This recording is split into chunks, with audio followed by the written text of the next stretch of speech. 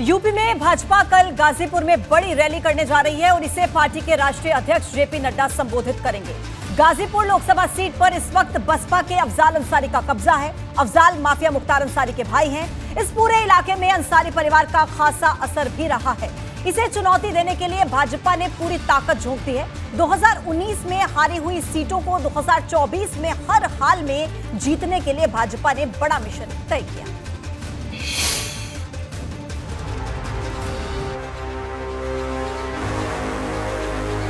पूर्वांचल की धरती से भाजपा 2024 की चुनावी तैयारी का वो ट्रेलर दिखाने की तैयारी में है जिससे विरोधियों को जमीन खिसकने का खतरा सताने लगे।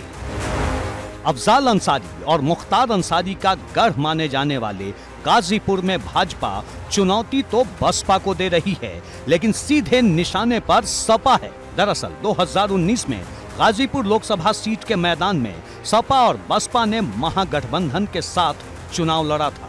ये सीट सपा ने बसपा को दी थी और बसपा यहां से 1,20,000 वोटों के अंतर से भाजपा को हराने में कामयाब रही थी। अब तक अफजाल अंसारी बसपा में ही हैं, लेकिन सपा से भी उनकी दूरी ज्यादा नहीं। 2024 के चुनाव तक कौन किसके पाले में रहेगा, इस पर अटकलें तेज हैं। लेकिन मौजूदा वक्त की बात करें तो भाजपा की पहली कोशिश समाजवादी पार्टी से लेकर बसपा के चुनावी समीकरण को यहां पूरी तरह ध्वस्त कर देने की है। पार्टी को सपा और बसपा के अलग अलग चुनाव लड़ने की वजह से इस बार राह आसान दिख रही है। हमारी पार्टी की नियमित गतिविधि है। अब ये लोग तो सीजनल लोग हैं। अब कहाँ है मुख्तार अंसारी या दूसरे दलों के लोग कहाँ हैं? जब चुनाव आ जाएगा तो आपके बीच में आ जाएंगे बड़ी बड़ी बातें करने। बीजेपी का एक कार्यकर्ता जनता के बीच में है। हम जनता के दुख दर्द में साथ खड़े हैं। अब लोकतंत्र में अपनी बात करने का सबको अधिकार है, वो भी कहें हम भी कहें। यूपी में भाजपा ने 2024 के लिए मिशन 80 का लक्ष्य रखा है और इस लक्ष्य को साधने में पार्टी ने पूरी ताकत लगा दी है। जेपी नड्डा का कार्यकाल राष्ट्रीय अध्यक्ष के तौर पर 1 साल जैसे ही बढ़ा, उन्होंने यूपी का रुख करने में देर नहीं की। उसमें भी उन्होंने पूर्वांचल को चुना।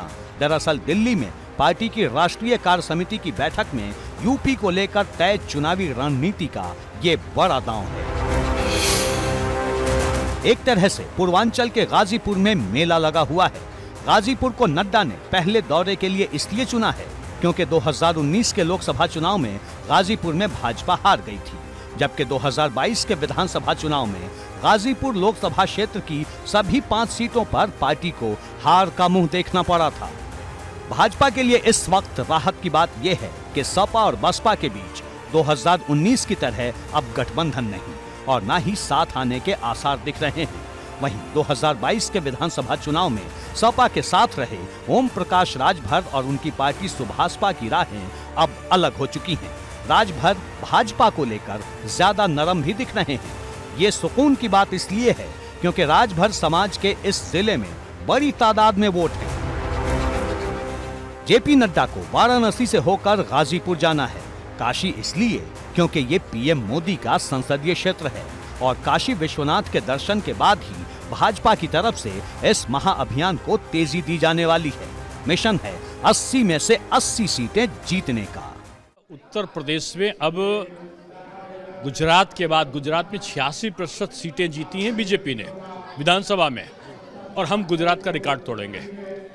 हमारा जो लक्ष्य है भारतीय जनता पार्टी उत्तर प्रदेश का, वो है कि हम अब की आज तक के उत्तर प्रदेश के इतिहास में सिंगल लार्जेस्ट पार्टी बनने का नहीं, बल्कि सबसे ज्यादा सीट जीतने का रिकॉर्ड जो है वो उत्तर प्रदेश में अब की कायम।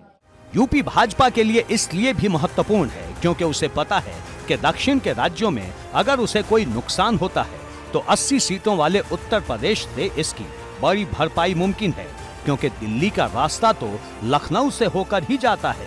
एबीपी गंगा के लिए लखनऊ से अनुभव शुक्ला और वाराणसी से नीतीश पांडे के साथ ब्यूरो रिपोर्ट।